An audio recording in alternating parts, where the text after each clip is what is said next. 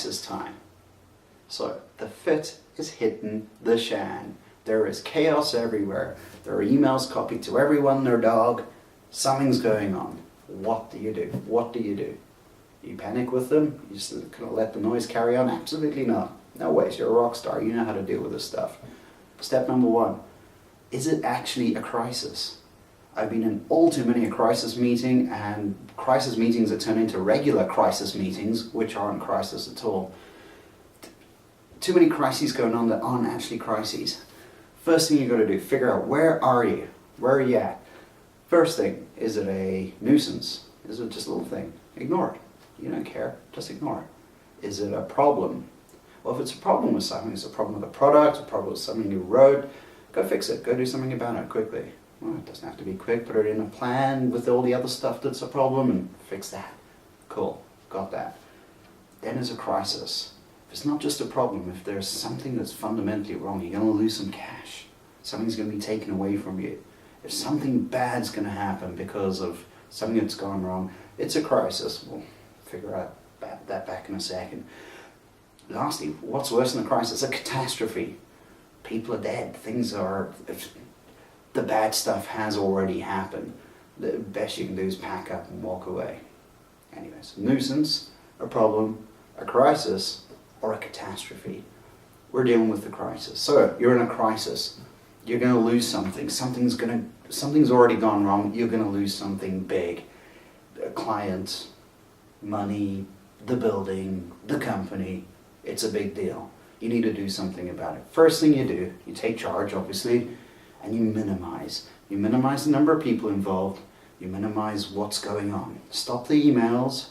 Stop the stupid phone calls. Stop the meetings. Stop the meetings. Minimize the number of people. So who do you need? You need the people who can do something. So you have a problem. You know more or less what the answer is going to be. Even if you don't, you've got a general direction of where you've got to be heading. Once you're heading that direction, you'll know where to go to get to the end, but right now you're not there yet. So the people you're looking for, the people you want in that minimized team, these are the people who can do something. Not a committee. You don't need a committee. You don't need 27 people who can influence or provide some good data. You don't need that. You need to do something. So get the 2 or 3 people that can do something. No more than 3. You don't need more than 3 people. Doesn't matter if they're high up in the company or down below. As long as they can do something, bring them in. That's the people you want. Right, so we figured out it's a crisis. We've minimized the number of people involved. Cool, what next? First, make sure it stays minimal. You don't want, here's what I see more than anything else in a crisis, or even just a problem scenario that pretends to be a crisis. You ever watched kids playing soccer, right? They don't know the rules. Well, they kind of know the rules. They don't know strategy. They don't know tactics. They don't know how to arrange themselves in an orderly way to get the game done and won properly. So what happens? The ball goes. You have all those kids chasing after the ball all at once. And I've seen this in so many crises. The ball goes. The crisis is rolling. Even just a problem is a crisis. But it's rolling. Everyone and their dog and their aunt is after that ball. Everybody, and it doesn't need to be that way. Anyway, so the ball goes that way. Everyone's emailing and CCing everyone else and copying the big boss and everyone else down the chain. Every other department goes along for the ride as well. So the crowd behind the ball gets bigger and bigger and bigger. Stop that and stop it immediately. It doesn't serve any purpose, none whatsoever, other than to just agitate the rest of the business. You get so many people who can't necessarily do anything about it, anything positive anyway, throwing their 2 cents in, yeah, me too, oh, great point, in emails everywhere. Stop that. Stop it. Kill it. Dead. Right. So, identify the crisis, figured out, all right, these are the 2 or 3 people that can do something about it. Right. Get those people in a room, on a phone call, in a webinar, whatever the medium is. Get those people secluded from the world. No emails, nothing else. Just get them secluded from the world. And you figure out what to do. Here is the problem. Here's the qualities of that problem, the various aspects of that problem. Just one point, side point, while I'm talking about that. The facets don't need to be technical. They don't need to be physical things, like the screw doesn't fit into here. these can be emotional issues too, and in the majority of any crises that I've been in, it's not a technical issue. It's not a planning gig. It really isn't. Planning comes as part of it. It's an emotional thing. 9 times out of 10, something's gone wrong. Someone has got overheated.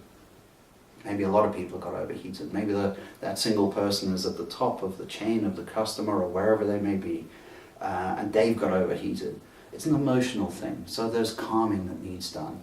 There are understandings that need to happen. There's information that needs to change hands. A lot of the times, it's just simply a lack of information, or the information's there, it's just not being spread around. That's a bad thing. That's an awful thing. That could kill you more than any technical issue you could ever have.